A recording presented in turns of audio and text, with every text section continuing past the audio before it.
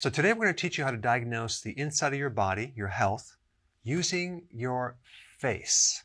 But I need to tell you something. How can I put this? You don't want to start diagnosing your friends, especially your family, especially your spouse, using what I'm about to teach you. The worst thing you could do with other people is basically to tell them what their problems are, unless they're paying you, like in practice for 30 years, or they ask you. So use this information on yourself, because the last thing I want you to do is to start to explain to your spouse, hey honey, I just learned why you have a round face and why you have bags underneath your eyes and you have scaly, rough skin. And then you mention Dr. Berg in the same sentence.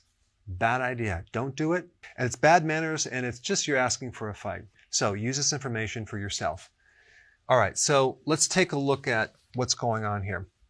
Let's say you're balding, right?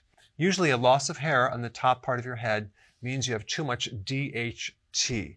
DHT is a very powerful form of testosterone that is occurring because there's this enzyme that is converting testosterone into DHT at a higher level than it should be. And so what you want to do is you want to reduce this enzyme by taking certain inhibitors, okay?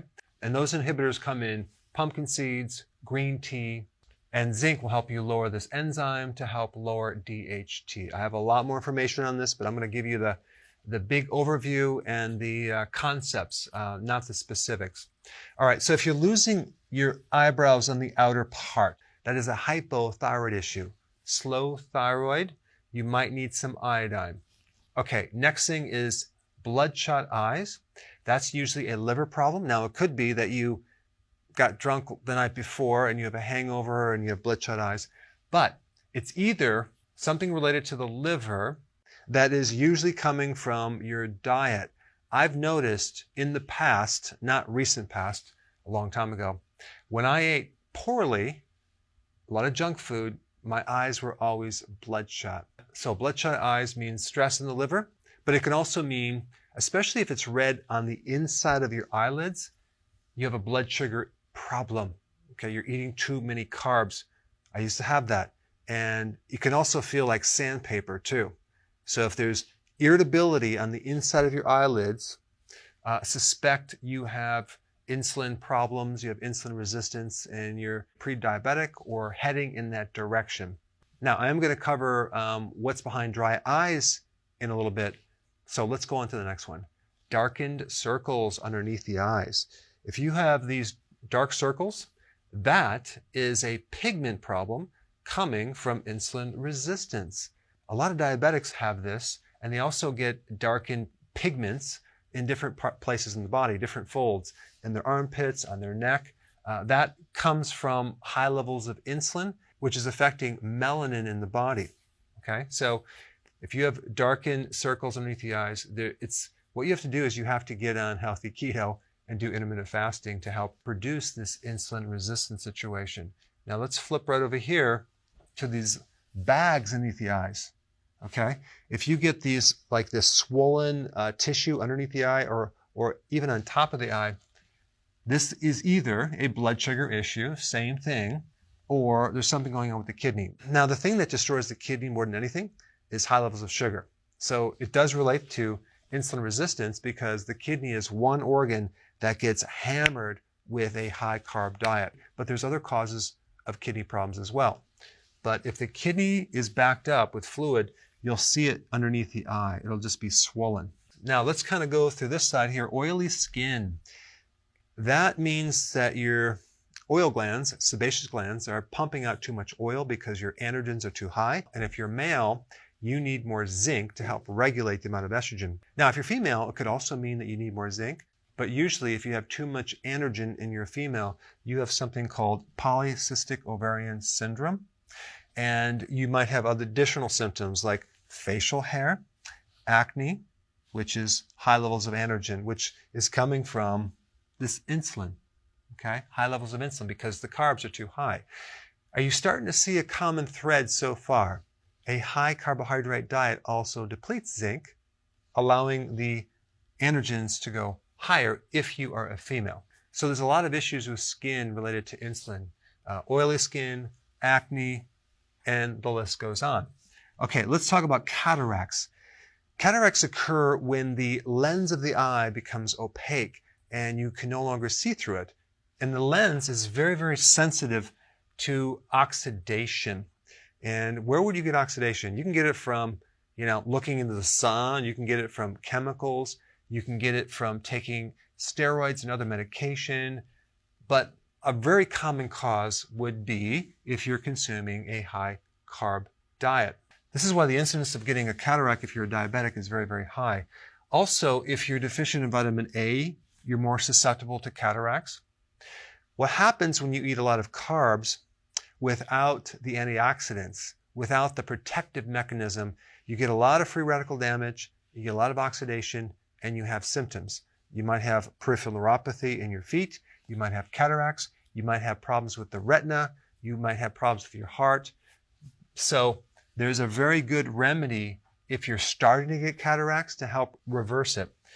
Vitamin B1 in the form of a fat-soluble version, which is called benfotiamine. That acts as a powerful antioxidant to help counter the collateral damage from the high level of blood sugars if you're a diabetic. So vitamin B1 as benfotiamine will greatly help slow down and possibly reverse cataracts. There's some other things you can take too that can act as a very powerful antioxidant. NAC drops, okay? It comes in a liquid, you take that, you put it in your eyes, and it helps to protect all the free radical damage that's occurring. All right, the next thing is red cheeks, okay? So you have these like either rosacea or red cheeks. You see, they're quite common. You see this in Cushing syndrome. Cushing syndrome is a high level of cortisol, okay? That person is under a lot of stress, and that's one of the symptoms. But the treatment for red cheeks medically is giving a person an antibiotic. Now, why would an antibiotic work for red cheeks? Well, obviously there's some type of microbial imbalance going on. Why not give the person a natural antibiotic like garlic, oregano, thyme, wormwood extract, sage? There's a lot of different herbs you can take as a natural antibiotic, and then give the person probiotics. What's the best probiotic? Sauerkraut, because it has the prebiotic and the probiotic. But you can also take probiotics as a supplement. But it's been very effective to help this redness in the cheeks. Now, if someone has either a gray or brownish pigmentation on the cheek, that's something a little different. It's called melasma. And melasma is an estrogen problem. You're taking too much estrogen, or you're being exposed to too much estrogen, either in a birth control pill or some type of hormone replacement therapy, or it could be coming from exposure to a lot of plastics in the environment or certain chemicals that can mimic estrogen. So if this is you, what you want to do is you want to take something that can actually oppose that or help clean it up. And DIM is a good remedy, which is a concentrated form of cruciferous, or start to consume more cruciferous foods, or iodine in the form of sea kelp can help balance estrogen. Now, what about all this scaly, peeling type flaky skin that you get around the nose, okay, or in the ear? Okay, what is that? That is a combination of low omega-3 fatty acids and high omega-6 fatty acids. Normally, you want a 1-to-1 ratio. Very few people have that ratio. There's a really good test that you can do. You can actually, they send you a kit, and I'll put a link down below, but they send you a kit, you take a drop of your blood, you send it off, and they can tell you your ratios of how much omega-3 versus how much omega-6. And quite a few people have a severe imbalance, and they're just really heavy on the 6 and low on the 3. So that means they need to consume more cod liver oil, fatty fish, to bring these back in balance. But if you have this imbalance, you'll have rough, scaly skin, dermatitis, a lot of skin issues, inflammation of the skin, dry eyes, and dry hair. Now, what foods are high in omega-6? Chicken and fried foods, as in fried in corn oil, soy oil, canola oil. Those type of oils which are very high in the omega-6 range, including peanut oil as well. Now, safflower oil and sunflower oil are also omega-6, but they're much better because they're not GMO. However, you don't want to consume a lot of them. A little bit here and there is going to be fine, but most people just need to dramatically increase their omega-3 fatty acids. If you're a vegan, you can get your omega-3 from algae and some other sources like that. Also, nuts and nut butters, like in peanut butter and grains, are very high in 6, low in 3. This is why cows that are fed grains don't have the right ratios of omega-3 to omega-6. Same thing with other animals that are meant to consume grass. But typically, a lot of teenagers, they eat junk food. They don't eat a lot of vegetables. They don't eat fish. They don't eat cod liver oil. They have skin issues, okay? They have a lot of skin issues. You'll see it around here. A lot of times they will have also oily skin. They'll have acne. And so they can clean this up if they had this knowledge. Boy, when I was a teenager, I had a lot of these issues, and I wished I had someone to actually tell me what to do and give me the correct knowledge so I wouldn't have to go through that. What we're looking at is a lot of different symptoms and indicators that give clues to help us pull the string to see what's behind it. But unfortunately, when you look up each one of these symptoms online, especially on the first 5 pages of Google, you're going to find a lot of medical type recommendations, medications, creams, and they're not going to tell you the deeper causes. All right, let's talk about blackheads.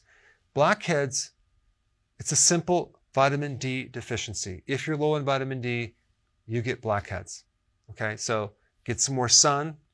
Watch my video on how to create your own vitamin D supplement from mushrooms, exposing it to sun, or take it as a supplement. Okay, cracked corners of your mouth right here. And I've had that. I've had a lot of these symptoms in the past. Okay, cracks. That's a B2 deficiency.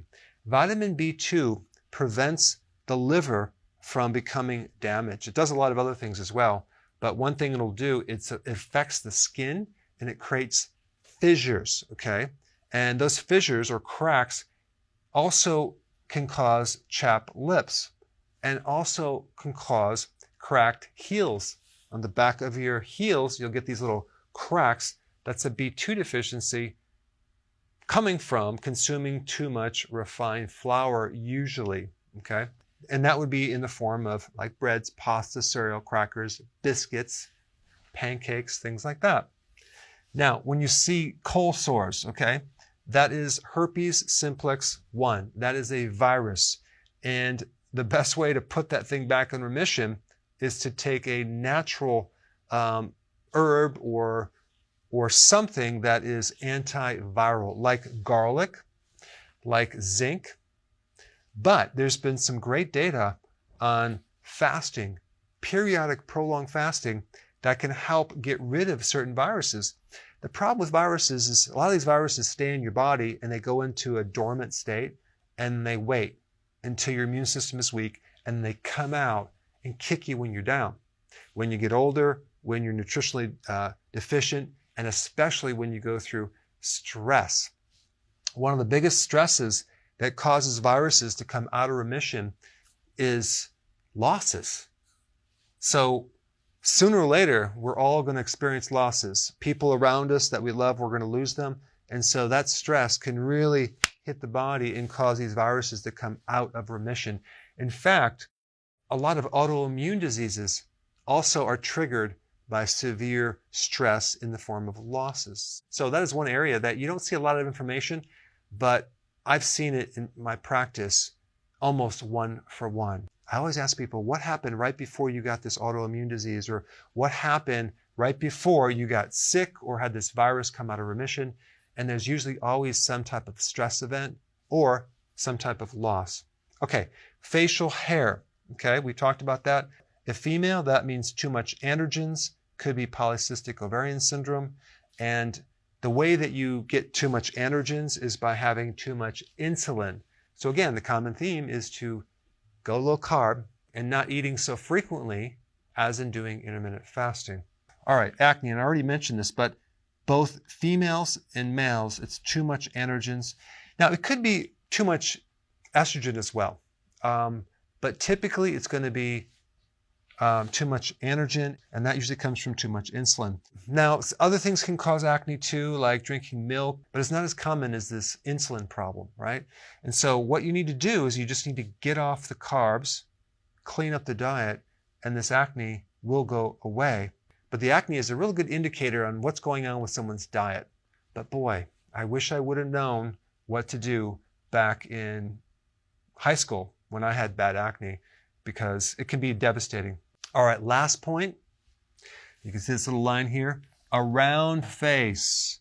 I'm going to put up a picture of when my son got married. You can see the shape of my head was roundish compared to now. That was because I was on a so-called healthy diet, but that healthy diet included apples as snacks with peanut butter. I wasn't eating like completely junk food, but I was eating fruit and I was having a lot of snacks. So if you have a round face and you want to kind of strip off some of the fat or the puffiness and handle a lot of these other issues, you get on a healthy keto diet, you stop snacking, you do intermittent fasting. And if you are new to my channel, I have 2 very simple videos to watch in a row, and I put them up right here. Check it out.